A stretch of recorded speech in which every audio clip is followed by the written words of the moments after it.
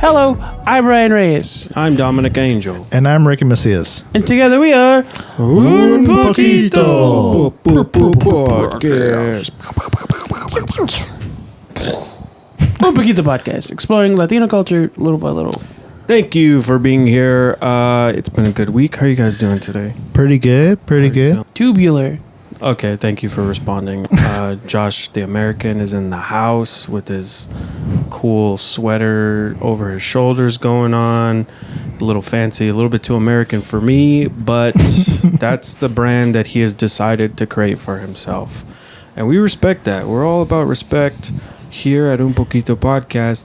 Speaking of respect, I want to give a little bit of respect to our guest for today. You guys see that? You didn't think I was going to have a segue. I did. And I talked over it, but we're going to come right back around. I'm looking at Josh while I talk about this. Please welcome Brittani Williams. What's up, y'all? Yeah, thanks for being here. So I reached out to you because you're starting a podcast. Mm-hmm. You're also one of the first people that I feel like I interacted with on TikTok when like Isimo was popping off. Mm-hmm. You reached out to me and it was very nice. You sent me a really lovely message about your kids. Yeah, my kids loved your jokes. R.I.P. R.I.P. to my jokes. It was cool. First of all, I appreciated when you reached out, but then like us like following each other and then connecting and like learning about like your practice and just like what you're kind of putting out there into the world. I was like really excited, and then I found out you're starting your own podcast. That's really cool. Can you, just for the people that don't know, can you just explain a little bit about yourself? You're a social worker. You have a practice in San Diego. Yeah, so I'm a psychotherapist. I'm also a clinical social worker. So a lot of people think that you have to be a psychologist to be a therapist, but you could actually be. You could have a master's degree in like marriage and family therapy, social work, psychology, professional counseling. Mm-hmm. So, so I'm a mom of 3. I don't know if I call myself a San Gabriel Valley native, but I'm a Rowland Heights native because I don't know where we fit in. Oh, no, I was just going to say it was funny because we were talking earlier about that, and I was like, I'm from Baldwin Park, so I was like, Rowland Heights, that's San Gabriel Valley. But then the gatekeeper came into the chat. Yeah. Because I'm from Monrovia, and I was like, Rowland Heights, that's Orange County for sure, right? Technically, like if you're looking it up, it's a part of San Gabriel Valley, but it is very close to Orange County, and it borders like the IE. So like when we grew up, we would always go to Pomona to hang out. Those were like where all the hip hop shows were at GCS. Is that what it's called? Globe Clothing Store. Yeah. So we'd always kick it in Pomona because LA was so far, and then a lot of us didn't feel safe in Orange County. So yeah, that's fair. There's that. But yeah, I'm a psychotherapist. So I opened up a mental health therapy practice where we provide individual therapy, family, couples, groups. And we're really focused on healing generational trauma. My team consists of first generation college students. We're also first generation recipients of therapy. So we're the first in our family to go to therapy, and we're also first generation therapists. So the reason why I opened up a practice was because I saw that mental health, there wasn't a lot of therapists of color in the mental health field. And so I saw a lack of understanding, as we talked about before we started the podcast, right, on just certain cultural norms and things that exist, that there was just a lot of gaps. And so, and I also started to see how a lot of therapists of color that were coming into the field, I don't want to say that we were hustled, but we definitely, I feel like social workers and therapists, like we come into the field, and we, especially like growing up Mexican, I didn't know I could negotiate my salary, right? And so we're headed into these nonprofit sector jobs, and we are paid pretty low. And so I started paying attention to my work in those settings, and I started paying attention to the contracts, paying attention to my hourly rate, and I got an idea of how the system worked. So I ended up opening up my own practice in the pandemic because I just was burnt out, and I was really angry with myself of just getting disconnected of what brought me into the field in the first place. So I opened up a practice, brought on the homies, and with the goal to bring healing to the community and to people that Black and brown communities. Yeah, I feel like in social work, it's such like the particular field that it is. It's like the people that are doing like the real work are like, you do it because you're passionate about it, but the people on top of that, it's like they're still running a business. So it's like, and it is like a sector where, especially, maybe not even especially, but just the fact that it is like the type of work that you're doing is about helping people, and it's about for like a greater good. Right. So they kind of guilt you into like, not you're not doing this because you care about these people. You want more pay, like you're greedy. And like nobody tells nurses or doctors that, right? And it's the same thing. So yeah, it's definitely I experienced a lot of that, like just in building the practice and setting our fees. I'm like, dang, I want to help people, but how do I do this and keep a business afloat?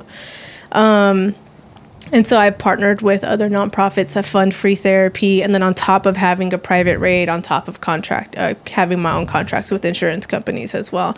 But it's definitely social work is thought of as child welfare.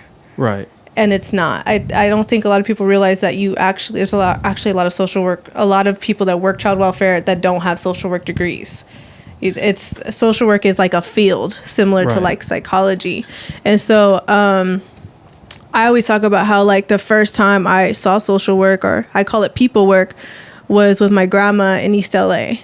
And just her ability to walk down the street and just have love and respect from everybody, from like the cholos to the small business owners to the neighbors, and her really checking in and like really caring about her community, really caring about, like I think about how at the end of the day, they would bring their lawn chairs out and they would sit amongst each other and they would check in on their days and just talk, and so she was like a community figure, or was she like, did she actually like, was she a social worker, or was she my grandma was in a gang, she was formerly a gang member, and she was just about that life, but she was like real, and she had a lot of love for her city. And that was like, I just really admired how she showed up in her community. To me, that's the art of people work. That's the art of social work. And so I don't think of social work as like Jane Addams and Mary Ellen Richmond. Like this shit existed in our communities before them. And so, yes, that's the first time I saw it though. I started picturing my grandmother, but as one of those like former Cholo speakers. Yeah. That starts off in the... Mr. Chocolate. Mr. Chocolate with the button up, and then gradually like turns into a businessman. But it's my grandma. Yeah. I mean, my grandma was like white passing too, so she had red hair, green eyes. But again, like she came from a time where you actually like her generation. You almost had to be a part of a gang for protection. Yeah. Right. So yeah, she wasn't like. I mean, she was nurturing in her own way, right? But she was about that life. I do think a lot of that too is now like this generation and younger generations kind of have this space to see, like obviously like being in a gang, probably not a good idea. There's a lot of faults that you can call people out, and there's a whole conversation about like personal choice and like stuff like that. But I think when you're so close to that, it's easier to see how like, oh, these are people that are in a position where they feel like they don't have any other options, and so like this is the best case for them. A lot of it is attachment, like we have this deep sense of wanting to belong to something. So for me, I found my attachment in like the underground hip hop culture. Like so I felt a sense of belonging. I felt important. I felt smart there, right? And so for people that join gangs, it's all attachment. It's like and a lot of it is developmental trauma, right? So if they're not getting attachment at home, or if there's a disruption in that impacts the development of the brain, and there is a very real need to feel a sense of belonging to something or someone. So a lot of people join the military, right? That's like the pro-social it's a very similar Yeah. way of living Right. life. You know, even thinking about like my husband joined the military out of survival, out of just necessity, being from South Central, but like, you know, just thinking about how you dress, you know, like you iron your clothes. There's just like a very structured way. Yeah, it's a lot of structure. There's a system hierarchy. of beliefs. Yeah, hierarchy. Like, I mean, even in the gang, like, whenever you see like documentaries or anything about like gang life, they always like, oh, you're a foot soldier, you're a captain, you're whatever. Like, they have the very similar structure to like police and military of like that structure of hierarchy and like rules of engagement. Yeah. And you know, the dress code is matters too. You know? Yeah, the dress code also matters. Do you There is remember, dress like, code, it was a thing where like cholos ironed their bandana before putting it on. Oh yeah. Like they would fold it, then iron it so it had that crease, and then it's all. But I just like imagining like that's their getting ready for work is ironing. Yeah, there's a surprising amount of cute energy in gang affiliation. I'm also imagining like, not to say that a lot of them live with their mothers, but like, like, Ma, where's my bandana? Why don't you wear the one I bought you for your birthday? It's like, because it's not I can't wear Mickey Mouse on the streets, Grandma. Mickey Mouse isn't hard. Maybe that's why they started making that a thing at swap meets. Mickey Mouse with the cholo outfit. Right. I forgot about those. Like that wasn't Fat Farm. Fat Farm was around during that time of like, what is it called? There was a company that did it, but it was like all the cartoon characters with like, they were like It was like thugged Looney out. Tunes. Yeah, Yes. a lot of Looney Tunes. Tweety a Bird lot- had a chain, or like Bugs Bunny had a grill. Yeah. yeah. Yeah, my sister had some of that stuff. Cookie for sure. Monster. I forgot what brand that was. There was a Cookie brand. I forgot. Do you guys remember Triple Five Soul? I don't know It what that sounds is. familiar. I'd have to see it again. It was an East Coast brand, but I miss that brand so much. What is it? It was like an East Coast like hip hop. Like they had sweatshirts. I didn't get into hip hop until like maybe sophomore year of high school, because I was always like, you can't spell crap without rap, like just anti-rap for no reason. Yeah. I was a fucking child, okay, guys? You guys are looking at me like That's why it's a funny thing, because every time you tell me something you said as a child, I'm like, you sound like a 40-year-old white man. well, that's who we're influenced by. You know what I mean? They're controlling the media. But no, there was definitely a lot of that when I was a kid. I was like, I like rock music because they talk about like emotions and personal feelings and like stuff like that. And like rap doesn't do that. But then it was funny because we're talking about Bone Thugs earlier, and it was like literally all it Bone is Thugs just like it's talking about like that lifestyle, and like Bone Thugs is the closest thing to therapy that people had for a long time. Bone Thugs is so self-soothing. Yeah. It's a good coping skill.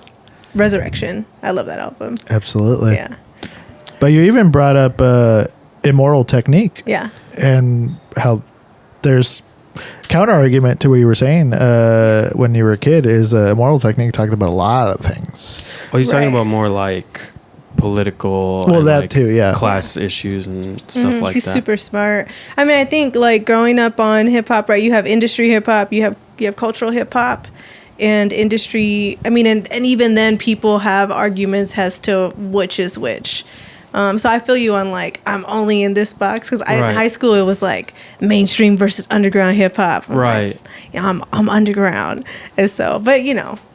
You pull from both. Yeah. But I think of like cultural hip hop as really hip hop that honors the elements of hip hop. So it's not just emceeing, it's also beat making, it's also movement through breakdancing, it's also entrepreneurship, it's also language, it's also street fashion, right? And so I think of, and it's also knowledge of self. I actually just did an episode of this. Knowing where you come from, knowing who you are is healing. And I feel like artists like Immortal Technique, artists like Kendrick, artists like J. Cole, artists like the Visionaries, like I remember Tumex and Cholo Cinco came out with the Mexican Descent. And that was like, aside from Damn, I forgot about Kid T-Max. Frost and Lighter Shade of Brown, Right. because Tumex didn't fit into the Chicano rap box, Right. right? So he just did his own thing, and Visionaries was a really diverse crew. You know, like it was blacks, it was Mexicans, I think there was Asians, right? So like, but back to Mexican descent, I remember as a young person, I'm like, yeah, hell yeah, this is where I come from. This is like, you know, and so you don't really get that from an industry mainstream. I mean, you have the popular like Lil Rob and Kid Frost and other, you know, Chicano rappers and Mexican rappers, but like, knowledge itself really came from like those records and those albums of talking about history, talking about, you know, our people, and that gave me a sense of confidence. It was like a 10th grader. Yeah, I think it's a sense of like, because we talk about this, like us being No Sabo kids. Yeah. And like, there's a lot of like, as like Latinos gain prominence in American culture,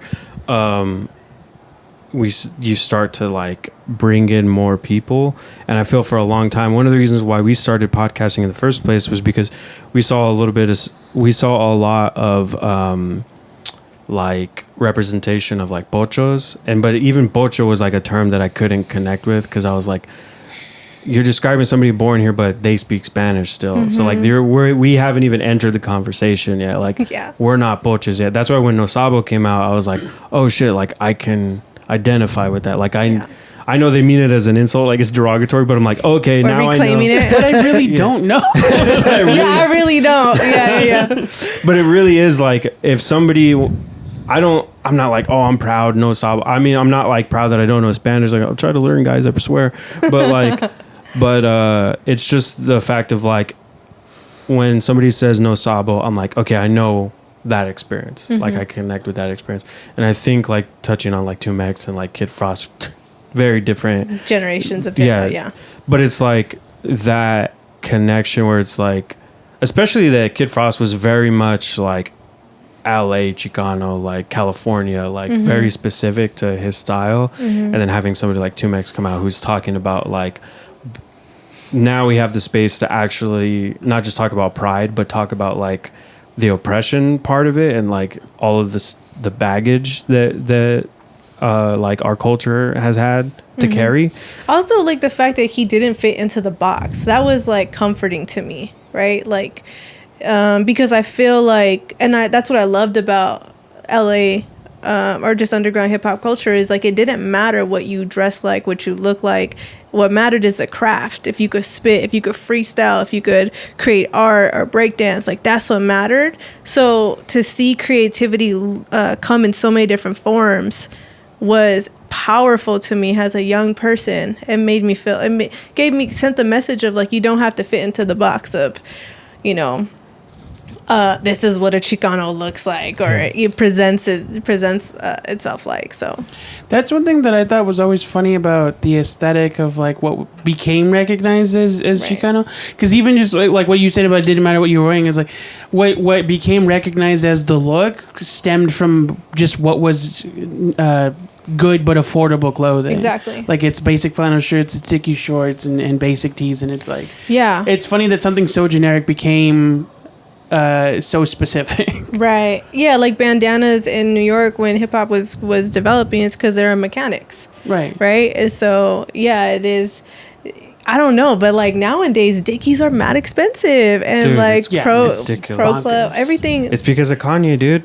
Even Converse, I'm like, this is out of control. Yeah, Kanye, about Dickies, Kanye wore Dickies to the Met Gala. And like, it's the same thing where like with Chance and Champion, like Champion was like a fucking bargain brand. Like, yes. It used to, you were kind of a loser if you wore Champion, and then he started wearing it, and then it became like actual like street hype, like it was cool to wear. And I think that was the same thing when people started wearing Chucks, because they used to be like $20-$30.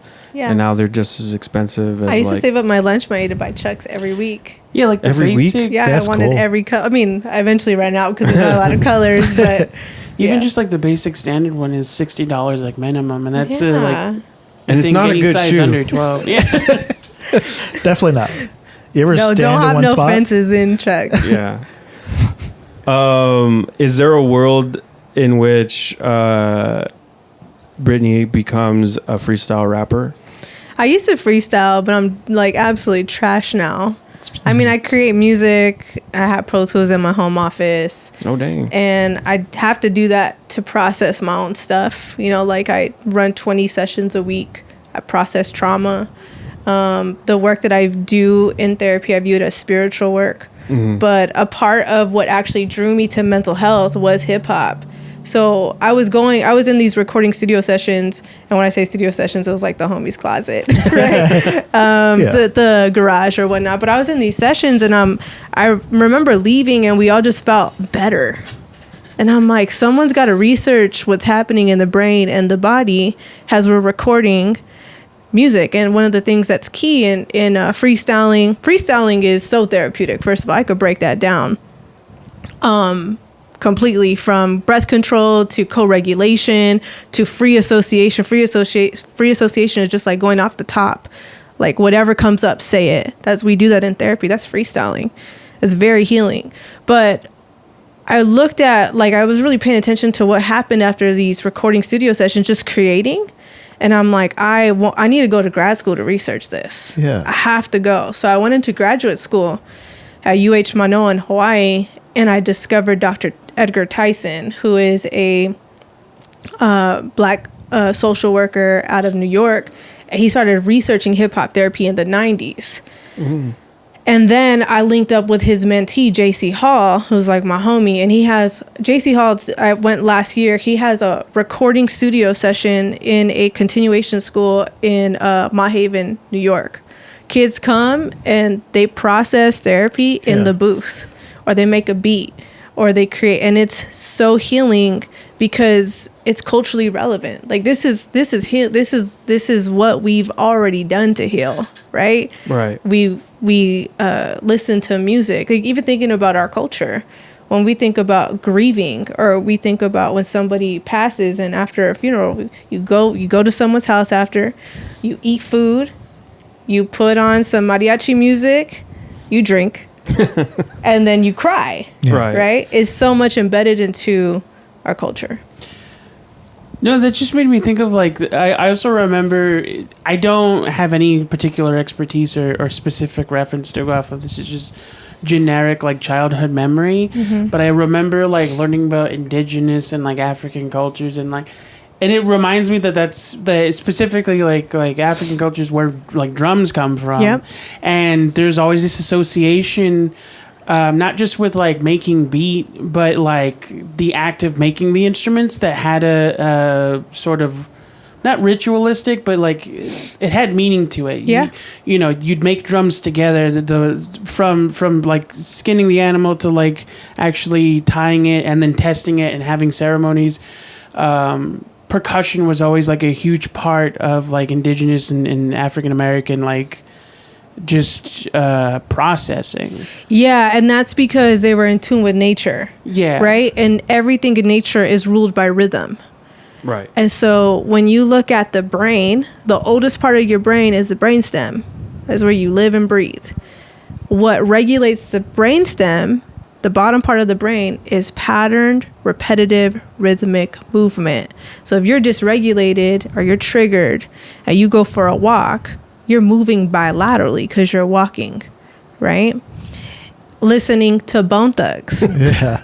That's a slow bilateral rhythm. So stimming would be a direct connection to regulating, is why it's obviously self-regulation, but it's like, that makes a lot of sense to me. But, like, I mean, thinking about hip hop culture, thinking about just those elements, right? You're creating a beat. It's bilateral movement. You're rapping, breath control. Yeah, and I don't know any rapper that just sits still and raps. They're moving bilaterally, right? Breakdancing, same. Creating art, the same. So bilateral movement is one of the things we use in therapy to process trauma. And the reason why is it bilateral movement basically allows you to take one step into whatever is stressful, and then also it helps regulate the brainstem so that you're not going into a full-blown panic attack. And so rhythm is the key. Right. Mm-hmm. It was funny that you said that, because there's this thing on YouTube and TikTok of this this group will find like iconic sounds and they'll have the artist do it a cappella, and then they'll cut like to them actually performing like the version that's popular.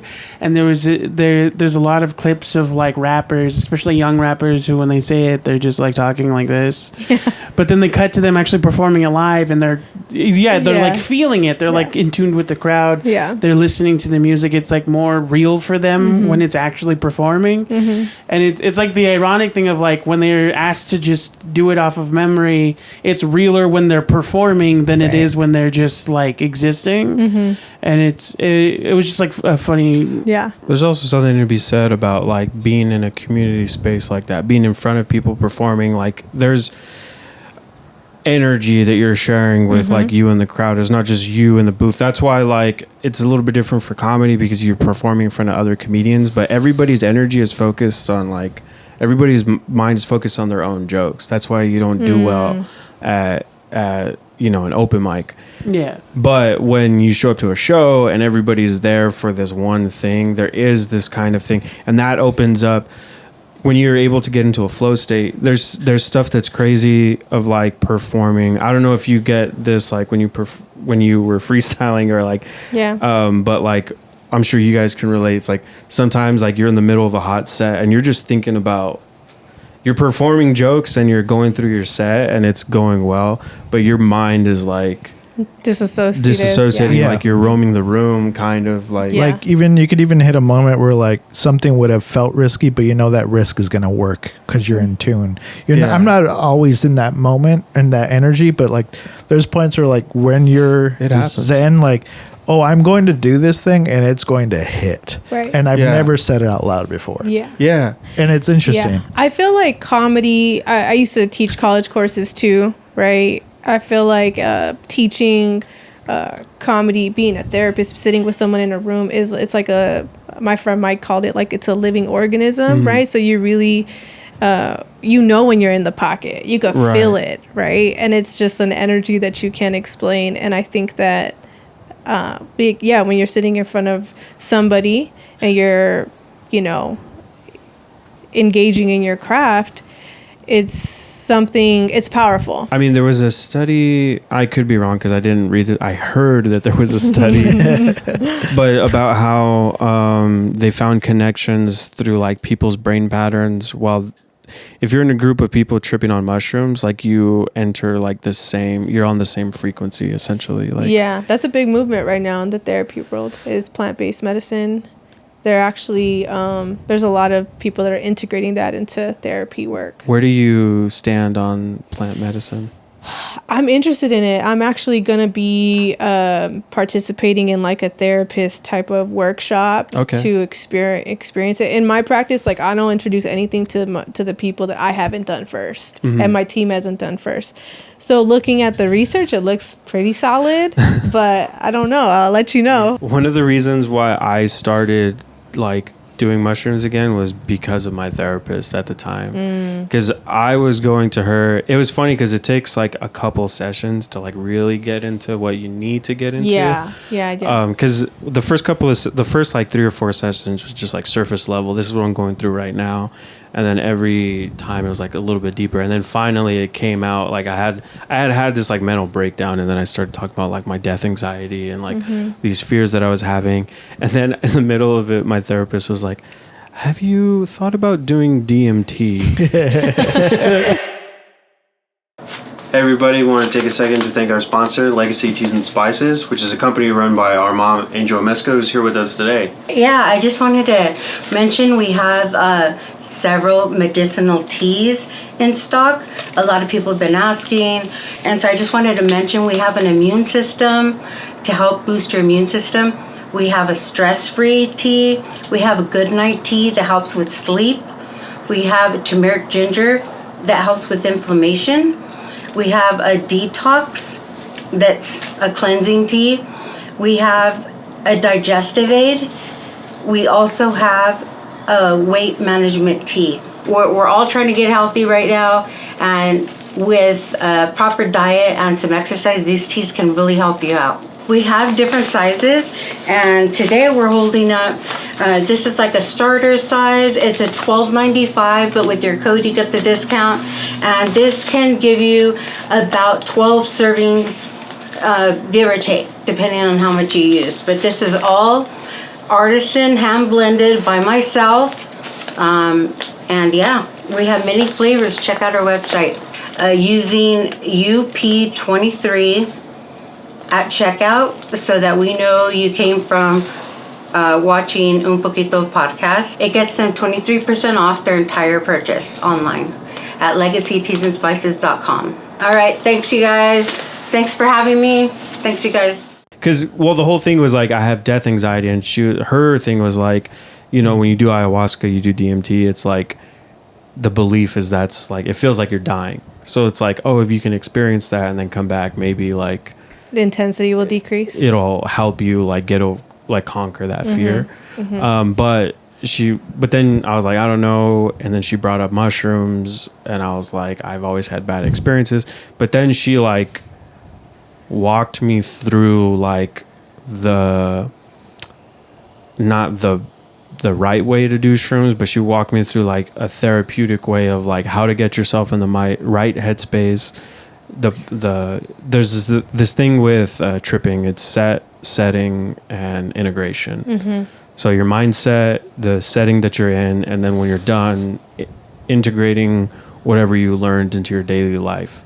And so she told me about that and stuff, and how to like go through it. And then like I kept a journal, and then we like, after I did this big trip, I came back and like shared my journal, and we went over like my trip and like what that means for me moving forward. So all that to say, like, it's, I do see the benefits of it. Yeah. But it's, I always say like, I will never say that, like, I will never recommend it to anybody, but I will be supportive of their decision to like do it, to try it. I mean, even if we're looking at evidence-based practices, right? Like not every technique and model is for everybody. Right. And so I think it's important to really be intentional about, and I think that's what's hard for people to navigate, how to navigate therapy, because like so many people come to me, I'm like, is there any history of trauma? They're like, no. But there is, like every time. But we just think of trauma as like extremes, right? We don't think of trauma. Trauma exists in stuckness. We all have had experiences of being stuck, every single one of us. And so we just think of trauma as something horrific, like being kidnapped or whatnot. But yeah, not every model is for everyone, and I also think that there's risks and benefits to all of them too. Yeah. Yeah, no, that reminded me of something that I used to talk about when I would explain like my experience with having obsessive compulsive disorder. Yeah. I'd have a lot of repetitive tendencies that didn't feel like they. One thing that I acknowledge about OCD is a lot of it has to do with the brain's ability to cope with trauma. And I started to realize that there was different levels of trauma. Yes. And I don't believe that these are like legitimate terms that everyone uses. This is just a thing that I would use to explain to other people. Yeah. But I realized that there was two kinds of sort of obsessive compulsive tics that I'd have. Some of them would be from legitimate, like, I have a memory of this and this is why this is my habit. And some would be just like a thing I developed because my OCD was trying to accommodate for my ADHD. Right. So I would call them like intense trauma and then low level trauma. So like an intense trauma was like, I'm going to tell kind of a sad story right now. One day, my dog followed me to school, and I watched it get run over because I had left the door open. So now I have a thing about doors. Like, as long as the screen door is open, it's not even a thing of, like... It's a thing I've coped with since then, but for a long time, people would get, like, annoyed whenever we're moving groceries or, like, setting up for a party and people have to come in and out. I'd have to keep closing the door because every time I saw the door open, the first thing I thought of was my dog getting out. That memory. And then there was stuff that was, like, low-level trauma, like... I when I had a growth spurt, I didn't realize how much taller I was. And so I had this habit of constantly running into the corners of cabinets that were left open, that I had left open. And so it became a habit of like every time I'm in a room, I start closing all the drawers and cabinets before I'm able to relax. Right. Because it was just a repetitive habit. I'd forget to close it, and then eventually I'd bump into it. Right. To the point where like there's a little dent in my head right here from how many times I bumped into the cabinet. Must have been painful. But it was like, for me, that was the difference. Was like it was something that's just a habit I developed because of my personalities, and then there was something that was specifically tied to a traumatic event. Yeah. And that's like when we look at a lot of symptoms like certain anxiety disorders, or even personality disorders, what we're really looking at is trauma. Yeah. So even looking at people that do horrendous things, most of the time they have a developmental trauma. There was a disruption in attachment in the early formative stages of that person's life. And so, you know, I even think about, I don't know the stats on this, but I think about how other countries prioritize maternal health and even paternity leave, and how we don't. And I wonder, like, what's the differences in crime and violence and just overall behavior? Because again, like those first 5-6 years, I mean, that establishes a kid's personality. It establishes how they behave. You know, like think about all the learned behavior that we have. Like kids soak everything up. There's this one quote, I think it was from a rabbi, that said, talking to some about that development frame, give me a child to like the age of 5 or 6, I forget the quote, and he'll be a Jew for the rest of his life. And it's not like some sort of indoctrination thing. It is whatever you develop in that time frame has a permanent impact on the rest of your life. Yeah. Good and bad. Like just a matter of fact. Yeah. And in utero, right? Yeah. Like even thinking about pregnancy, like, and the birth, like all of that has an impact after. Yeah, there's a lot of like the I guess like a lot of like cortisone gets passed through to the child, and like a lot of hormones get passed through. So if their stress levels up, if you have like, if you're constantly like if the mother is like constantly like in survival mode, then like that's how you have an anxious child like out the gate. Yeah. I think that also ties into how like not generational, but inherited trauma it's connected to inherited trauma of like anxieties are passed down because whatever the adult is anxious about while pregnant passes to the child subconsciously, and so it's like for some reason the child is triggered by something they've never experienced before. Right. Yeah, epigenetics. Yeah. Absolutely. And I think like thinking about like the stories of our ancestors and whatnot, and learning, even just being a therapist, sitting with people and their stories, it's like, man, like thinking about what it must have been like to cross the border as young as 7 years old by yourself, like the amount of cortisol, stress hormones flooding through that body is not normal, right? And so then it gets passed on, and then we wonder why we have physical health conditions. Yeah. Because if you don't deal with the stress in the body keeps score. That's the whole theory, right? Yeah. And so there's many, the ACEs study links it to stress is connected to strokes, to heart disease. The adverse childhood effects quiz. Yeah. And to take that a step further, that was a study done in San Diego, but there's an ACEs in Philadelphia that was done that also talks about how poverty is a form of trauma, right? Yeah. Incarcerations of living in a home where there's an incarcerated family member. That's a form of trauma. Yeah. Right? And so community violence, school shootings, right? And so that's something to also think about as well. And that's why a lot of people come to us and they don't think that they experience trauma, because they're thinking of like those standard categories. But a lot of us struggle with money mindset, and that's because we grew up poor, and so we feel guilty when we splurge, right? So this is gonna hit just a very specific set of fans, but there's this show called IT Crowd, and there's an episode where the boss is making everyone take a seminar on stress regulation. And the doctor has this machine that measures stress levels. And he said, and the joke is that he goes, I'm going to ask you a series of personal questions. And then the meter goes up. And then he's like, I'm not really going to ask you anything. That's just like to show how important stress could be. And then later on, somebody jumps out and scares the shit out of her. And that becomes the joke later. But that's what that reminds me of like just inherited.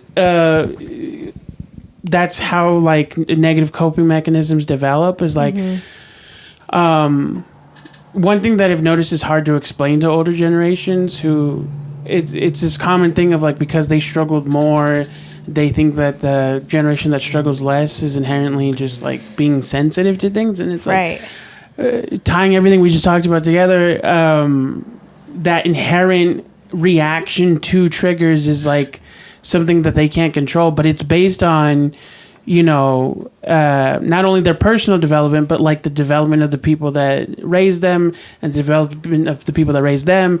And it's like, it's still a thing of like, you genetically inherit that like reaction to just, it's like you have all of this pent up energy, but you don't know where it's coming from. Yeah. And like, that's kind of where a lot of modern, like, to me, in my personal opinion, anxiety based disorders and disabilities come from. Right. Mm-hmm. Yeah. And I think that's like, it's funny, right? Because a lot of older generations will say, well, anxiety didn't exist in our time. I'm like, you're like cussing everyone out in the morning, right? Like that's a symptom of anxiety is irritability, is, you know, it just, we think of anxiety in just a different way. Right. And so, these symptoms existed in our families. Right. We just didn't call them that. Yeah. Or it's like when men say that that men don't feel emotions like women do. It's like, if you don't know that anger is an emotion, you're not paying attention. Right. Yeah. It's tough though. Like, you know, as a parent, it's been really challenging, even though I know this and this is my training. It's hard to like be vulnerable is within, even when I got married. And it's just like, I grew up with brothers. It's like, we roast each other and show affection. It's like it's a lot of unlearning, and it's a lot of, you know, like there's gentle parenting, right? And then, you know, you come from a black or brown background. That's my husband's black on brown, right? So we get criticized from both sides of the family from not whooping our kids, and it's tempting, you know, but it's a balance of like really being aware and then being just practicing on not repeating those same cycles. It's funny because there's a lot of things like abuse that would be categorized as like hit just off the bat, like hitting your kids, spanking your kids is like a form of abuse. But there's like people see like beatings, like there's spanking and then there's beatings and then there's abuse. Like there's like levels to it. But what's really funny is like when we talk about like having anxiety, depression, trauma and stuff, and like people, I feel like culturally Latinos, people of color tend to be like, no, that's white people shit, like we don't have trauma, we're not sensitive, we're strong, like we just deal with it. But it's funny because a long time ago my friend sent me like she took a picture of like this like chapter in a book she was reading, and it's like stuck with me ever since. And it was something, I always paraphrase because I don't know the exact quote, but it was, when you're used to a life of abuse and then you're shown love, you reject it, because to accept it means to accept that love means that you have to recognize that you were abused previously. And if you admit that you were abused previously, that means that it was your fault because you wouldn't let yourself be abused. That's right. So like it's like a whole big mind fuck of when we're like, oh shit, actually like I went through a lot of terrible things and I haven't been dealing with it. And so like things like self-care, therapy and stuff seems like, oh, I don't need that, like that's love that I don't need in my life, because I'm not a weak person. I wasn't abused, I wasn't any of these things. It's like a denial of your reality. Right. I mean, a big piece of healing, whether you do it through therapy or different forms, is getting to a place of self-acceptance, getting into a place of shifting the core belief. So a lot of people talk about I have negative thoughts, or I ruminate, those are all consequences of a negative core belief. And so negative core beliefs are connected to experiences, right? So for example, a lot of core beliefs that are deeply embedded in us is I'm not good enough. I'm unworthy. It was my fault. I should have known better. And that's because whenever these experiences have happened to us, we didn't have our nervous systems were not regulated, and we didn't have any co-regulation, somebody to talk with us and sit with us and allow us to feel our feelings, because culturally our parents are working, or they're like, let's keep this, let's make sure they're safe and they're good.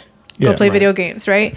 And so trauma is really a pathological memory or experience. It's memories that are stuck.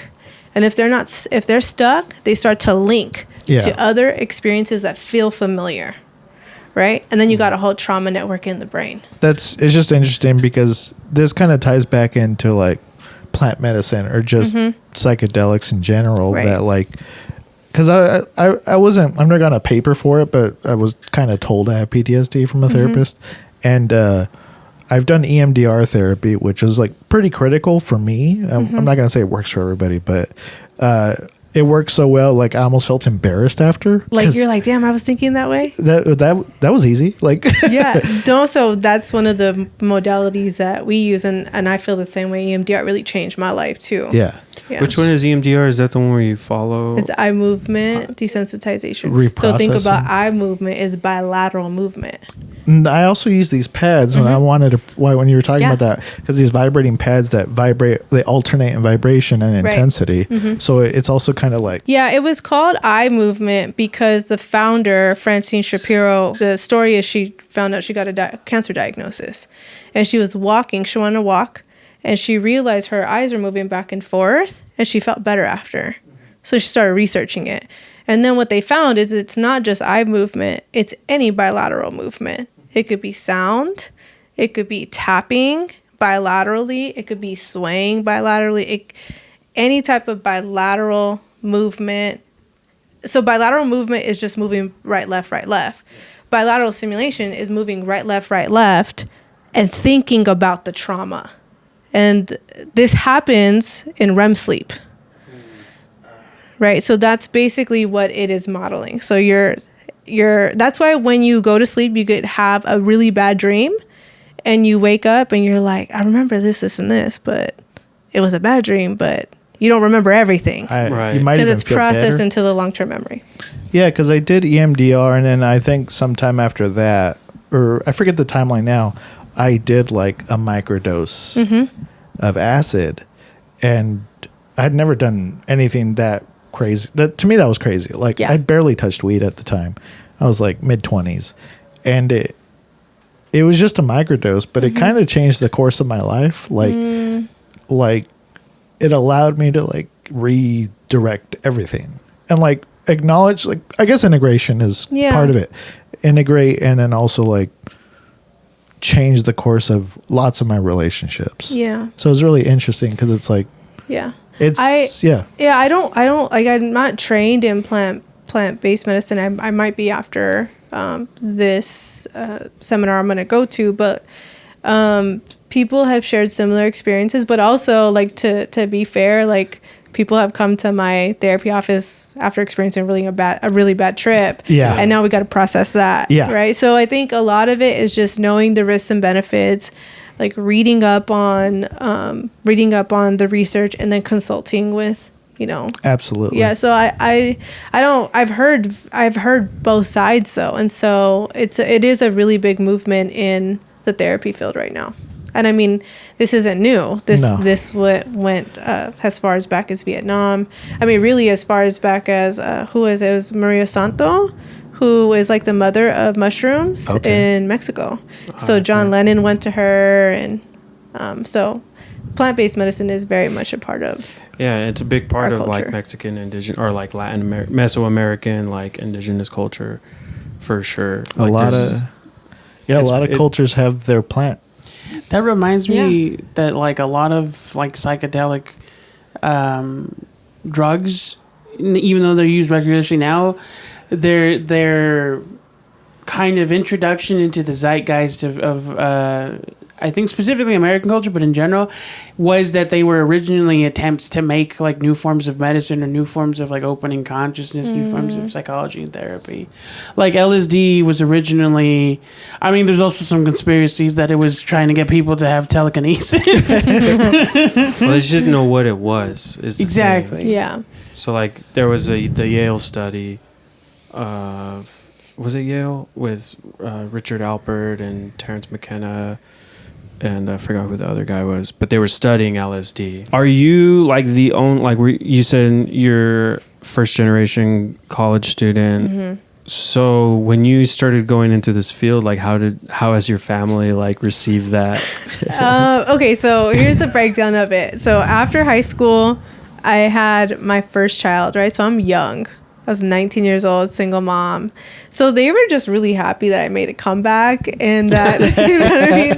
It could have been a degree in anything. Yeah. Like the fact that I made it to USC was like a huge accomplishment for the family. Yeah. And so I'm also a product of the community college system. So I went to Mount Sac and, cool. You know, had a lot of professors that mentored and guided me to, you know, it's interesting. When I went to Mount Sac, a professor was like, "Where are you transferring to?" I was like, "Transferring? Like, chill out." You know, my experience in public education, this is awful, but in elementary school, my principal told my parents, they literally use this term, which is awful, but they told my parents I was retarded. And they tested me for learning disabilities, and they told my parents, like, she's not going to make it. She's going to need your support forever. So that's like my thinking about core beliefs. I thought school wasn't for me at a very young age. I'm like, you know, and that's why when I fell into hip hop culture, I'm like, oh, I'm smart here. Right. So going into college, my professor's like, where are you transferring to? I was like, I'm just trying to get a certificate. Like, I'm not trying to do all that. That's for smart people. And he's like, well, why wouldn't you dream that for yourself? Like, you're doing great work. Like, you're a really great student. I'm like, I am? You know? Cause you're like for real? Because some random 4-year-old said that there's this line and I'm under... that reminded me of... Because I used to be assessed as a kid. And my mom did remind me of stories of, like, us not fully knowing what was wrong, but they knew that there was something different. But the one thing I remember that schools do is they have that fucking average intelligence line. Yes. And anyone below that line is considered literally like mentally deficient. Yeah. It's because the thing is like it's literally just an issue with how they assess children, because it's one basic test that they go through. And it's, I believe, similar to the test you give if you're trying to get into the gifted programs. But it just like is establishing, like, if you can't figure out this test, you're an idiot. And it's like, that's not how that works. I mean, I like the test because I was in GATE, so. You were a GATE student? Yeah, I was a GATE student. You're a gated student. No, but what's really interesting, you were talking about that before we started recording too, is like people of color, children, black and brown kids are more likely to be assessed as like having mental retardation because they just like don't want to deal with them. Yeah, we're misdiagnosed all the time, right? We're misdiagnosed all the time. And so I probably had a learning disability, but I also went to school in the 90s. So school education was only taught through worksheets. Now we know that there's different forms of intelligence, right? Right. And that's not how we were taught back then. So it was just a line. Yeah, it was just a line.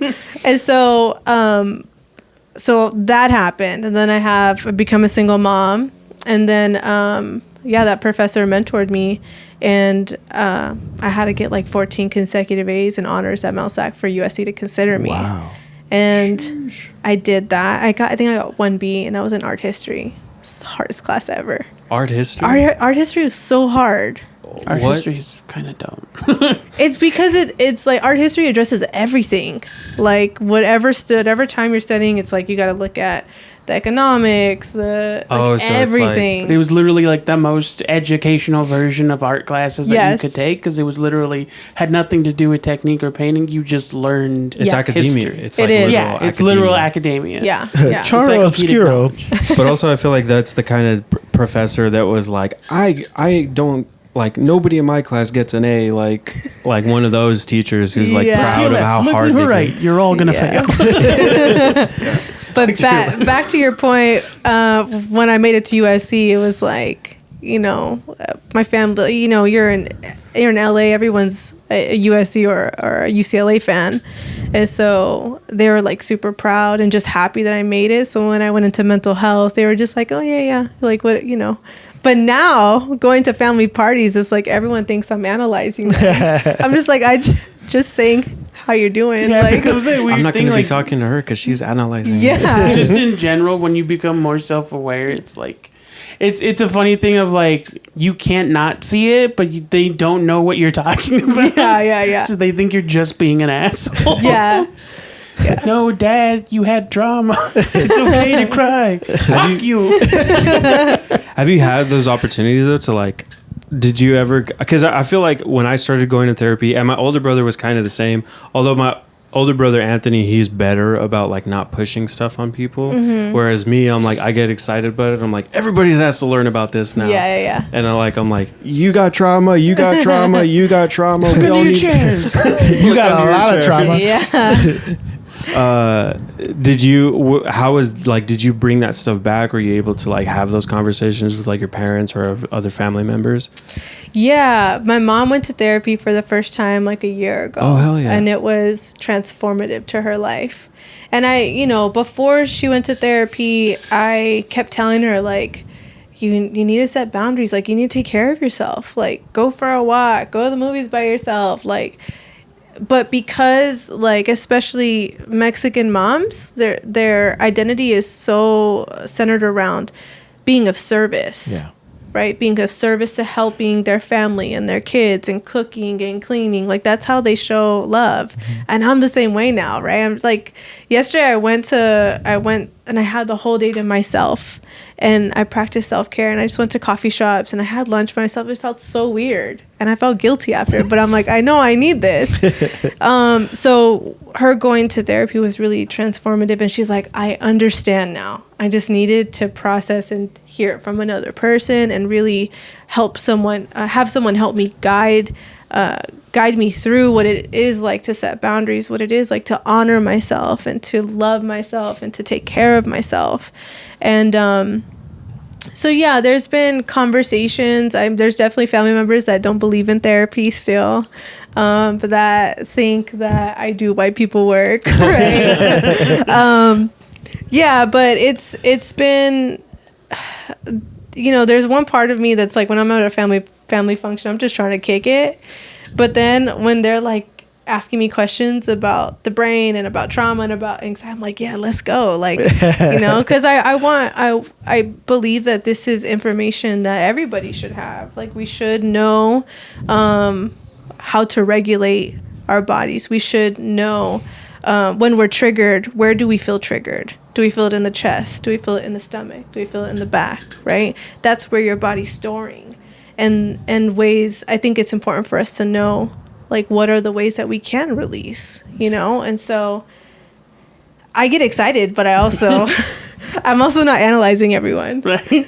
I was just going to say, I feel like that's why some people cry during massage. Just like, yeah, you're literally unpacking trauma. Well, I have a friend that told me that they went to that their therapist recommended they go see like a massage therapist because they found that when you get injured during a time of trauma, you're subconsciously holding on to that trauma through that injury, and like when you work that out in massage therapy, it releases that stress. That's right. And so like it brings back like these memories. It feels like you're holding on to like this like that core memory, but it's actually just like releasing the stress that was built up during that period. Imagine if physical and mental therapy became like one thing. Yeah. Like someone would be like, how did that make you feel? Now, how does this make you feel? That would be interesting. Yeah, they just got to be ethical about it. Right. Yeah. No, but if you don't believe in that, like go do acupuncture. Acupuncture will put you, basically, the autonomic nervous system, there's two branches. Autonomic nervous system's bottom part of the brain. There's sympathetic, which is survival. So think about that as jumping out of a plane. And then there's parasympathetic, which is, or think about the parachute releasing. It's your brain's ability to enter into the rest and digest state. So massages, bilateral movement, acupuncture, you're moving you're activating the body, is going to put you into that rest and digest state. Yeah, and I feel like that's a thing that's like existing in general is exhausting, and there's like always some form of like healing required. Like even athletes, you know, even if you're in high school and you're in football, and it's just like a thing that you did in high school, it's like that's the, you know, you have days where you work out and then you have like cool off days. Like there always has to be a period where you have to just settle, because constantly, you know, being in that state is never healthy for you. Right. And the greatest athletes practice these types of tools, right? Like you think about Phil Jackson, he integrated mindfulness with the Lakers. Visualization, meditation, all to enter into the parasympathetic I think he state. even learned some of this from indigenous cultures, I believe. He was really big in like indigenous practices, and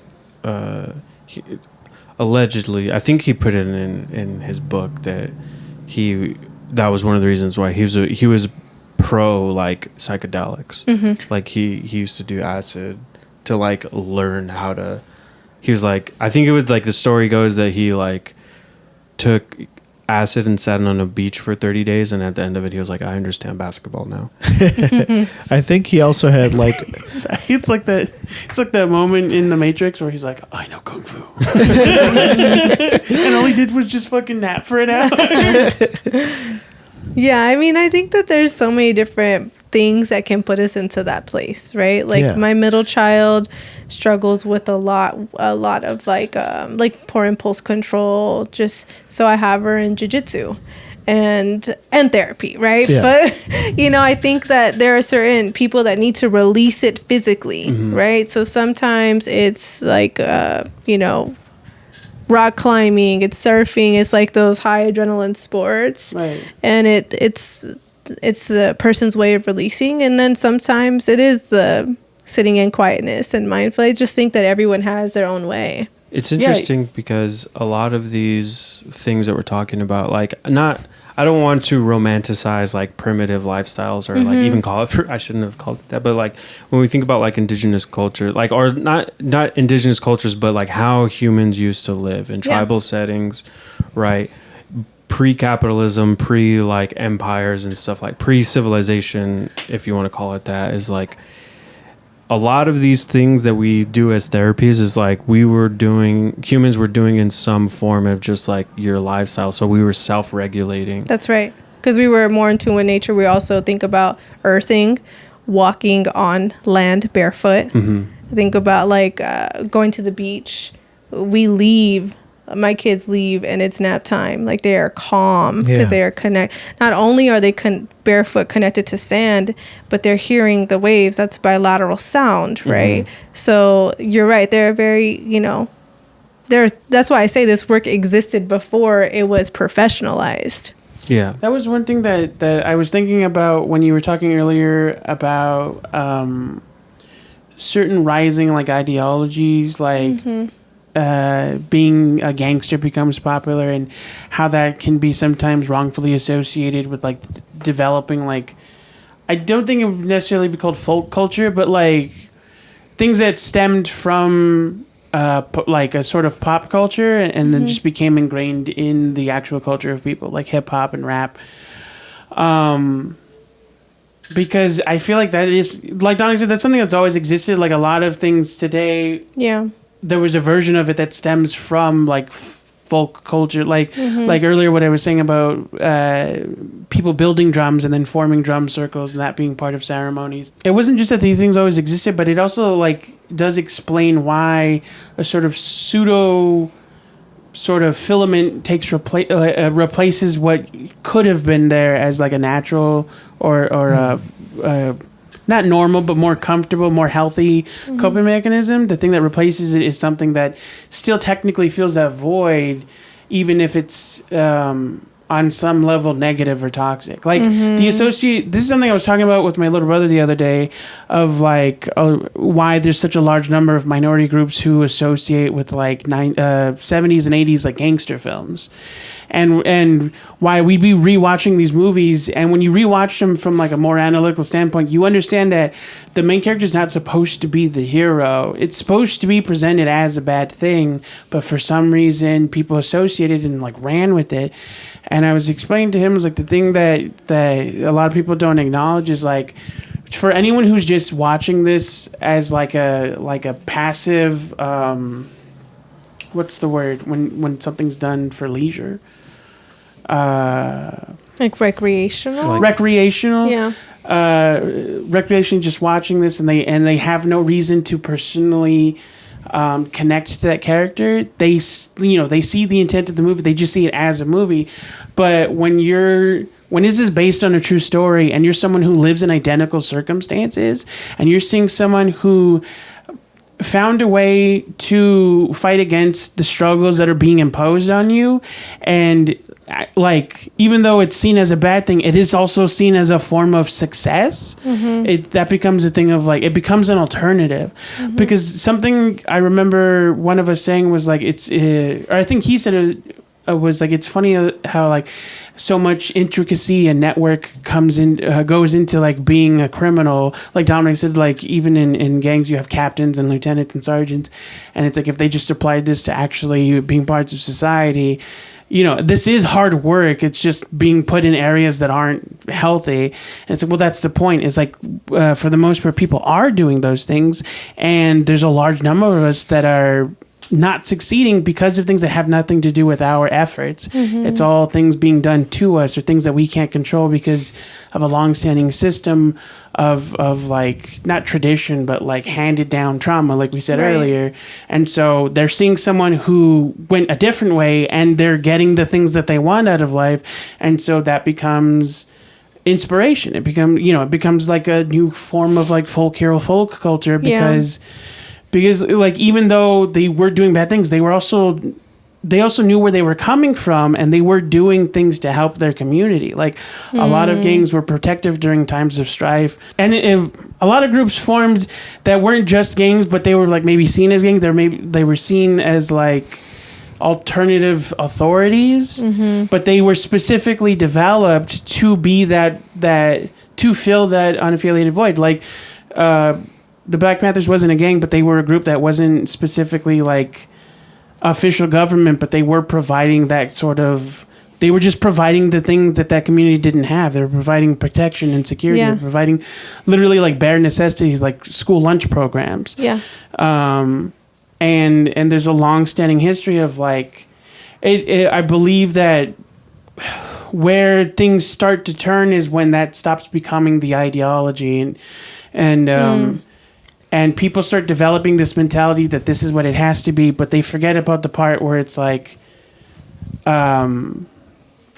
this was because we weren't getting what we had, and it just becomes a thing of like people.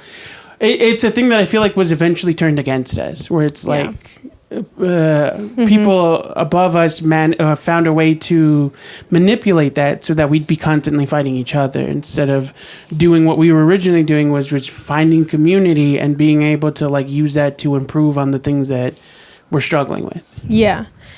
I think that we're so divided as a culture. Like we can't even agree on what to call ourselves. You know what I mean? Like, but I do think about like how powerful it would be if we had our own HBCUs. If we really had formal education, a place where we can feel a sense of pride, and we can look at historical figures, and we can look at the needs in our community and ways that we can pour into that. And Black Panthers, that's why we have WIC. You know what I mean? Like the Young Lords in New York took over Lincoln Hospital because kids were dying of lead poisoning and there was no services. They took Lincoln Hospital over and demanded that they provide addiction counseling. And within that, they also taught the people in New York about their culture, where they're from. Like, why are they using, and who benefits from them using, right? And this is a gang. And so I think, to your point, it is important that, we do look at that critically, and we do, look at those roles and how impactful they are too. I was wondering through all this, like you learn a lot and you take that to to your community, and like you're helping your community like unpack trauma and learn and self-actualize. What do you think have you benefited from through your work? Like, what are some of the things that like maybe your clients help you realize or understand about yourself? Oh yeah. I always say therapy's collaborative. So as they heal, I heal. And I learn a lot about myself. But I think one of the main things that I've learned about myself is how I really lack self-compassion. And the reason why is because I grew up, my dad was in the military, grew up with brothers. So like to have like gentle conversations just like with men didn't exist for me. So I had this internal dialogue like, stop being a punk. Like, keep going. You know what I mean? And so I've really learned to have self-compassion, to really recognize like, okay, I have to rest today, and rest isn't bad. I've had to reframe self-care and recognize that my body doesn't feel like it is doing a good thing, even though it is. I've also, one of the main things a lot of clients have taught me is like self-acceptance. When you get into a place of self-acceptance, when you get into a place of self-love, people that used to be around you, that took advantage of you and benefited from you not having no boundaries, are going to dip. They're not going to be in your life. And that's going to be a big shift. That's going to be painful, but honoring your own needs and not feeling like that's selfish. You know what I mean? Because we do come, especially I'm a mom, it's like it feels selfish of me to like go to lunch by myself when there's laundry to do and there's like kids to be raised, and but I need that to be a better mom. Like my husband needs to go, his big thing is cycling. He has to go cycling so that he could come back, and it's like our time to reset. Is so but being able to sit with people in their story has made me less judgmental. And I think it's probably frustrating for my husband to be married to me, because I'm so like, everything comes from something, right? So they can't just like, if somebody in my family makes like a judgmental comment, I always have to back it with, well, like, what did they go through? And they're just like, why can't I just sit with this? I'm like, because you can't. Everything, like, stuff happens to people. Kids aren't bad kids because they're bad kids. They've experienced things. And so sitting with people in their story and seeing them come into a place of self-acceptance is like really the goal of therapy. That reminds me of a common misquote. And I feel like it's a common thing that's used in families where like the idea of having a tight family connection is important. And then sometimes that can be used in a toxic way. Mm-hmm. But a common phrase that's used to teach children that is blood is thicker than water. But that's an unfinished quote. The full quote is the blood of the coven is thicker than the water of the womb. And that doesn't mean that you should choose friends over family. What that means is that the bonds that you form yourself through your journey and development will always be stronger than the ones that you just automatically had from birth. Mm-hmm. And that can include family. Like something that reminds me of is my relationship with Dominic, because growing up we weren't close. There was a big age gap. There was different, we had different hobbies. Even when I reached like the ages, when I was a teenager, I was into different things than when Dominic was my age. It wasn't until we were both adults and we found things that we actually did have in common to bond over that we actually became super close. And now it's like we're one of the only two people that we talk to.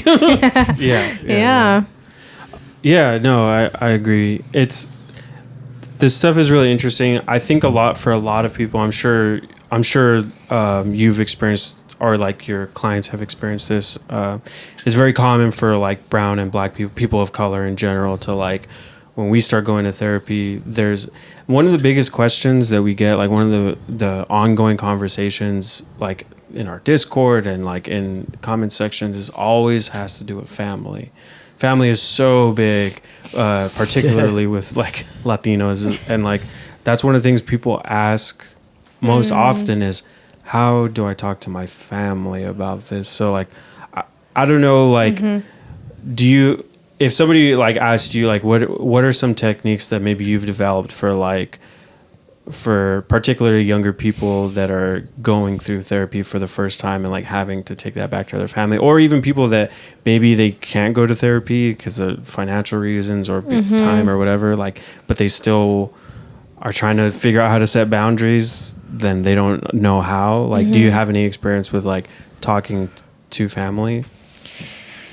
Yeah, I mean, I definitely think it depends on who it is. Right. Because I think one thing we really have to just acknowledge is that not everybody deserves our vulnerability. There are certain family members that aren't going to receive that, and they don't deserve to receive it yet, right? So I think that, and that's hard. And that's where grief comes in. You're talking about trauma work, you're talking about grief. That's a part of the work. But I think in addressing family, I think whoever it is, addressing them one-on-one instead of a group is helpful. And here's the other thing. I also think it's important to rehearse and to practice on your own in the car talking about vulnerable things. Because to the nervous system, it doesn't feel safe. It feels like a shocker because we didn't grow up that way. So when we talk about I feel, I need, it bothers me, the body's like, what? So we start stuttering or we start to wrestle with self-doubt in that moment. So my encouragement to people is to practice that, to whether that's through journaling or whether that's through talking and cussing someone out in the car in your mind or, out loud, like not to do that in real life, like unless they deserve it, right? But to really speak that and to do that before you have the conversation. And then when you have the conversation, I always kind of look at 3 steps that are pretty easy to follow. And it stems from assertive communication. When you're setting a boundary specifically, is it bothers me when it makes me feel. Moving forward in this relationship, I need this from you. Now, what will most likely happen is pushback on your boundaries, right? So you're sensitive, you're always being dramatic, right? You could expect that response. Right. The next move is the behavioral boundary, right? It bothers me when you talk to me like this. It makes me feel like you're not hearing me, so I'm gonna end this conversation now. And that's gonna flip. That's gonna really bother them. And another therapist, Dr. Perry, quoted that the people that respond the worst to your boundaries are the people that need them the most. And so, again, to just kind of sum it up, like really practice it, get the body familiar with feeling safe with speaking those things, go through those 3 steps. And then after you set the boundary and you communicate that to the family member, make sure you're nurturing yourself. Go get a good meal or go watch a movie or do something that is nurturing to you, because it is going to feel awful. You're going to feel guilty. You're going to feel like, did I do that? Maybe I shouldn't have done that. That's a very normal response. But again, make sure that it is someone that deserves that space, and someone that you feel safe with as well. Yeah, that's the thing that's an important part of it too. I think because like for me, it's hard to set a boundary and then keep it. And then my therapist was like, if you keep moving your boundary, it's not a boundary. Like that's just a gate. Like yeah, I think a big piece to it to that though is also, what are your boundaries for yourself? Like this past year, I saw my husband working out and I'm like pissed off because I'm at home and I'm doing everything. I'm like, I'm going to make a commitment to myself in the morning. I'm going to go to the gym and I'm going to spend an hour for me. I'm getting out the house. I could work out from home, but I'm going to go somewhere physically, separate myself from the kids, from the dogs. And that's my commitment. That's my boundary for me. But it's also, it also could be like, what's your boundaries in regards to what type of relationships do you want around you? For me, if you're on some bullshit, like, you don't have access to me in that way. And I mean that wholeheartedly. Like, I worked very hard to get to a place where, like, I honor myself. I love myself. I used to with my experience in public education, I used to think that I was like, that I wasn't valuable. I've done enough work through EMDR. I've done enough work through different modalities to know who I am now. So if you're, energy is real. If you're around people that are, that have a difficult time taking risks or that second guess the creative process, that's going to hold you back, and whatever that is. And so I'm very mindful of my mental diet. In my hardest times, like I'm listening to Kendrick, I'm listening to Nipsey just talk. I'm listening to those wise figures in my life to like bring me back to that level of frequency I need to be at. And that keeps me, that sustains me. And so in our darkest times, we turn to artists, we turn to creatives, we turn to people that uplift us and shift our mood and our energy and, everything. I was curious because the first thing I wanted to say was that is why I think that like that one quote that I brought up earlier is something that's important to fully understand the full quote, because it is what you're saying of like that is. The motorcycle. Because that quote is essentially like what you're saying of like what that quote means. The blood of. I'm not gonna repeat it, but what that quote actually means is like. Just because somebody is your blood relative doesn't mean they automatically deserve like inclusion in your life, nor you to theirs. That's right. Without being willing to be that sort of point of support or like mutual interaction. Like every relationship, regardless of the form of relationship, has a give and take, and if it's not at the very least mutual, then it's like one side is definitely like taking more advantage from it than the other. And then there's like codependency that is very common in our families, right? And a lot of that is paired with alcoholism and different types of substance dependency. That's like a perfect recipe for not having boundaries and not honoring our needs, because we don't view that as normal. We don't view that as like the right thing to do. Right. But that brings me to the other thing that I wanted to ask about. What are your thoughts on not regression therapy specifically, but regressive practices? Because one thing that I've noticed about regressive practices is they aren't necessarily inherently. A lot of people make the assumption that it's putting yourself in a less mature mindset. It's like trying to put yourself in the state of mind you were in as a child. And I do believe that is technically accurate, but it's not, you have to think like a 5-year-old for this to work. It's, you're putting yourself, when you grow up, you start establishing constructs in your brain. You start giving yourself rules, regulations, and internal, like, not boundaries, but like restrictions. And not to say that all of those are completely inappropriate, but the point of regressing is to exist in a moment of joy and relaxation without having to worry about any of those. So it's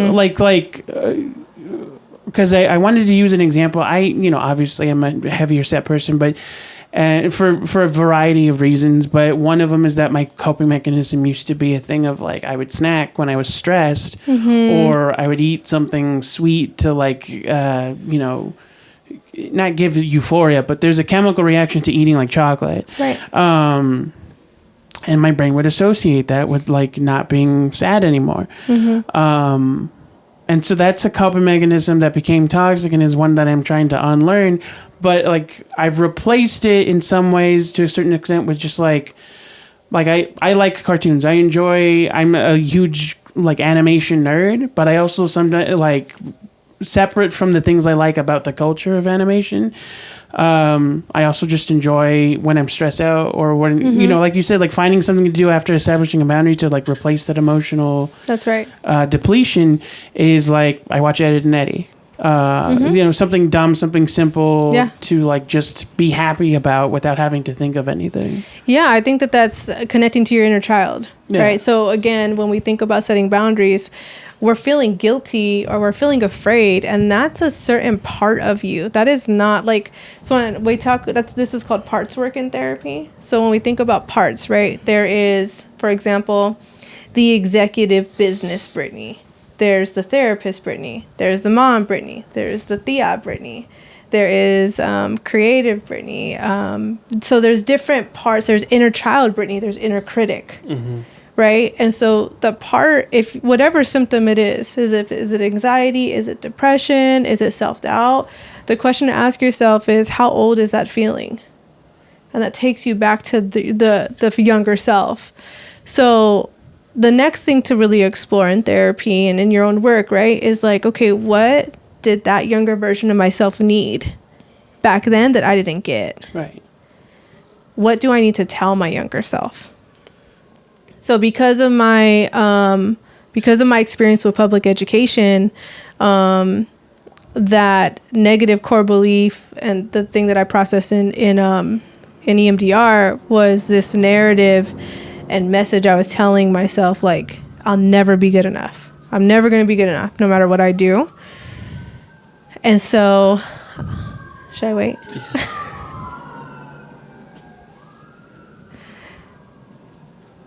Okay. And so, that was my fourth grade self that felt that way. That was the narrative I created. So in doing EMDR, it's like, okay, well, what do you want to believe about yourself? I'm gifted. I'm supposed to do this work. I'm anointed, whatever it is, right? And I took on that new core belief, and that's a new neural connection. But all of the things that I do outside of that, it strengthens that neural connection. When after that, one of the main things I did is I went to go sign up and play soccer. I haven't played soccer in a long time, like AYSO days. And I was like, I'm going to go play soccer. And that was like me connecting to that younger, scared version of myself. That's the self-doubt, that underdog mentality. Playing Sonic. Like literally the other day, I ordered sushi and I played Sonic All Generations. Cool. And it's such an old video game, but right. I'm like, this is, first of all, Sonic was so hard. Like I was thinking about it. I feel like that's why our generation is so good. And so like we have such perseverance because you had like 3 chances. Right. And you had to start from the very beginning. Like we didn't save any games. But anyways, I played Sonic, you know what I mean? And so I think a lot of it is going back and reconnecting to our part, whatever part that is. Right. And so sometimes when I think about the part that struggles with self-doubt, and it's not as prominent anymore because I processed it, when it does pop up, it's not as intense, but I talk to my younger self. And that message is all the time. I don't know why, but the message is, hey dog, you're good. Like you're good, dog. Like keep going. That's cool. What I needed. That's what I need in the moment. And so when I talk about how important it is to talk to yourself, that's what I'm saying. You got to talk to that part. And sometimes there are those regressive types of activities. Sometimes, and you have to be careful, right? Because like the teenage Brittany, smoked a lot of weed, listen to Bone Thugs. Right. Probably wouldn't do that so much now. Right. But listening to Bone Thugs or listening to like an old album, like I said before, I would listen to Resurrection this week, and it just brought up so much memories of like times with my friends. And that's where you practice self-compassion. Like, dang, I made some poor decisions, but it was the best decision of what I thought at the time based off of what I knew and whatnot. I've been doing a lot of that stuff recently, of like touching back to like when I was in middle school and high school, and like, because there's this weird thing with like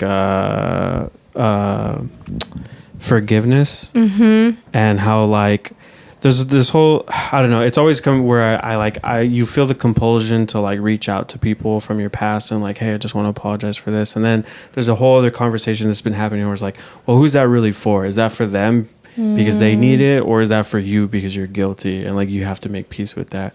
But a lot of what I've been doing now, I feel like if somebody had reached out to me, I like would have a conversation with them. But now I'm at a point where it's like, you know, I'm 31. I don't know. We've spent all this time without communicating with each other. It's probably just for me at this point. Right. But one thing that I've been doing is like listening to a lot of the music and watching a lot of the stuff that I used to watch, and like kind of putting myself back in that feeling and like that headspace of like when I was in high school, and kind of like having conversations with those people back then, and like and myself, and like doing a lot of like forgiveness and like understanding of like we were fucking, you know, we're teenagers, like we're all fucking up. Yeah, exactly. We touched on it in the beginning, but can you tell us a little bit about this podcast that you started? Yeah, so I started a podcast called Wholehearted West Coast Living, and I started the podcast because I really continue to see that there's a lack of access of mental health resources and therapy to Black and brown communities and just people in general that want to learn more. And so I started the podcast to talk about not just like therapy, but also non-traditional ways of healing. So similar to like what we've talked about today, healing through hip hop culture, healing through culture in general, healing through music and community and whatnot. So I started the podcast to basically amplify stories that reflect that can feel relatable and not too like diagnostic and clinical.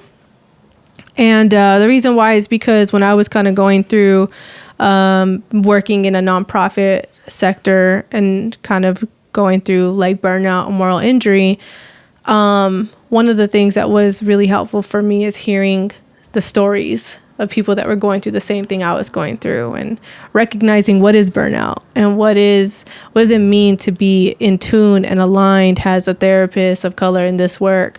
And so stories matter, representation matters. And so I created the podcast to, again, amplify those stories and to provide just resources, affirmations, and validation to people that can't necessarily sit in a therapy office because they don't have insurance or the funds to access healing. You know, it's Autism Awareness Month, Awareness and Acceptance Month, whatever part of that debate you're part of. But it reminds me of this aspect of it that I usually am an advocate for because I have someone with several diagnoses. Right. But that is also important for that group.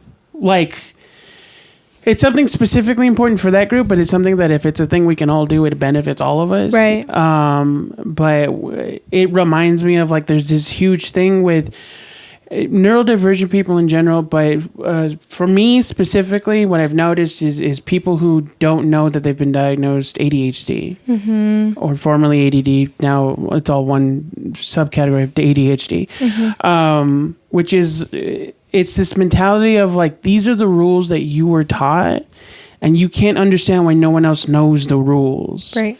So you get angry because there's a subconscious part of your brain that's like, well, why did I have to do this for so long? Like, why can't everyone function like I function? Because I had to function this way, and you guys are just choosing not to. And it's like, it becomes a thing of like, that's fucked up. Why do I have to do it and you don't? Like, no, you should do it too.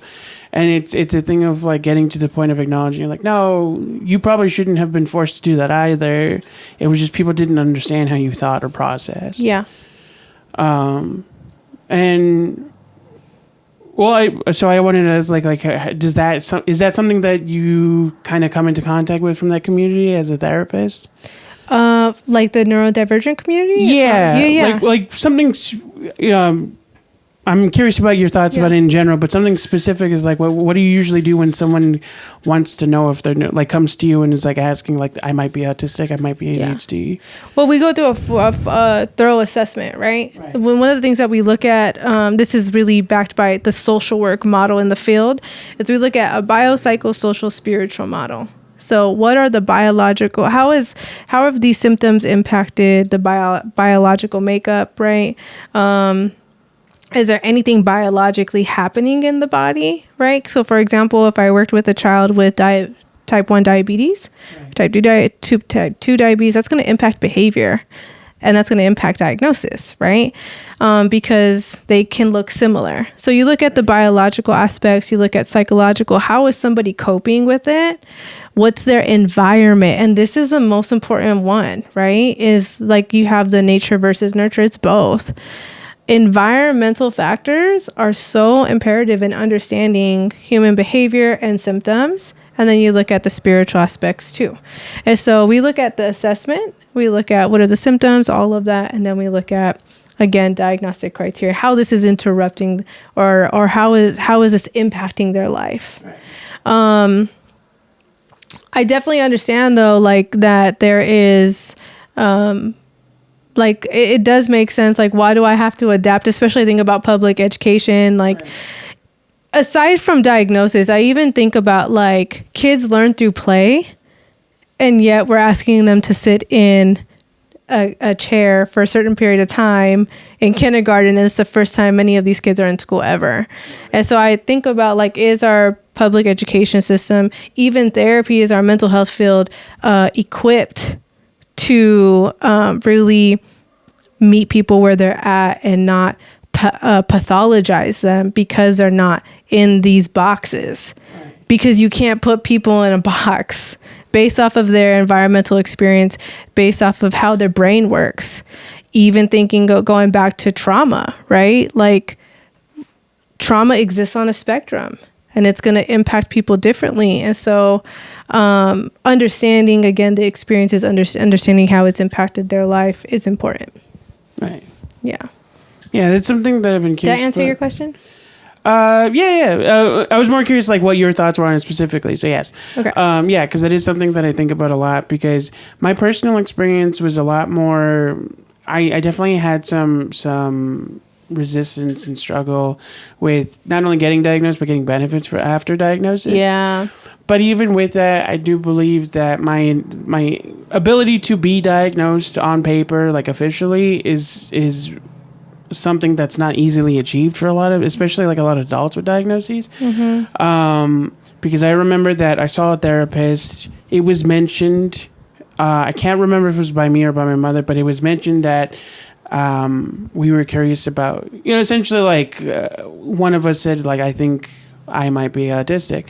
And after the general assessment from the therapist, I remember him saying that he believed that I did show signs that could possibly be this if they weren't explained by those other extenuating factors. Mm-hmm. But I remember he specifically recommended us to see a specialist who specifically researches autism and development, not only in general, because most of the research is for children under the age of 12, but specifically like young adults to adulthood. Like, yeah. And I remember having to see like 2 or 3 different specialists to mm-hmm. Get an affirmed diagnoses. Yeah. And that's a common thing of like some. I hear a lot of stories, especially like with people of color, where they don't even get that far. They're like, no, mm-hmm. you're probably fine. Well, and that's because I don't think that we know the difference between a mental health therapist, a psychiatrist, right? Like a developmental specialist, a speech therapist, a OT, occupational therapist, right? So yeah, like especially when a lot of people come to me, they have an ASD diagnosis. That's because they were formally assessed by somebody who specialized in that, right? It's a different assessment. So there's different like roles. And so I think with a lot of people, a lot of parents that have come to me, I've had to really like help explain how the system even works so that they're accessing the right services, because they're like, oh, Dr.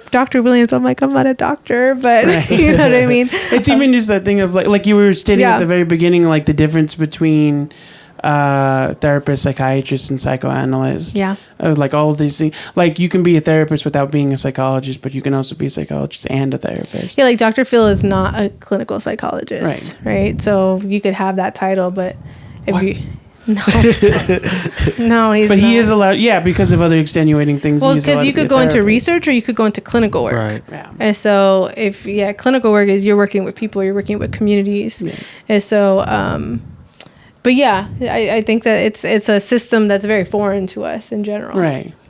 This is a tangent, but there's a documentary called, it's an independent documentary. I think it got made. I knew the director, but he was making a documentary called Above the Bamboo Room about this woman in Alaska who was a singer-songwriter and put out an album. She wanted to be the official songwriter for Dr. Phil because she put out an album based off of like his like show, like his teachings on the show. And it was like a whole thing about like trying to get her to like give the album to Dr. Phil. But it's called Above the Bamboo Room. I don't know if it ever came out. Look it up. You're just imagining a country song called Check Up from the Neck Up. Probably. Yeah, but yeah, I don't know if I agree with all of his practices. Yeah. I mean, he's a TV show host, probably first and foremost. Yeah. Dr. Phil, he's just there to take up space. It's been a great time having you. Thank you so much for sharing all of your knowledge. I really appreciated having you here. I'm sure the guys did too. Absolutely. Josh was crying the whole time. You get. Thank you so much for being here. Before we sign off, is there anything you'd like to plug? Anything you're excited about that you're working on right now? Just make sure to follow me on Instagram, TikTok, B Williams LCSW. I have a merch line. My practice's name is HEALMATIC. It's coined off of HEALMATIC by Nas, which is a legendary hip hop album, and that is my way of honoring how much healing hip hop has brought into my own life. So I have a merch line on those accounts, and then also stay tuned for more episodes on the podcast, which you could follow on Spotify and Apple podcasts, which again the name is Wholehearted West Coast Living. Great. And all this stuff will be linked in the episode description. If you made it this far, what's something that you like to do to relax, even if it seems silly? And from us at Un Poquito, gotta lift the finger because we're making a good point. Don't fly.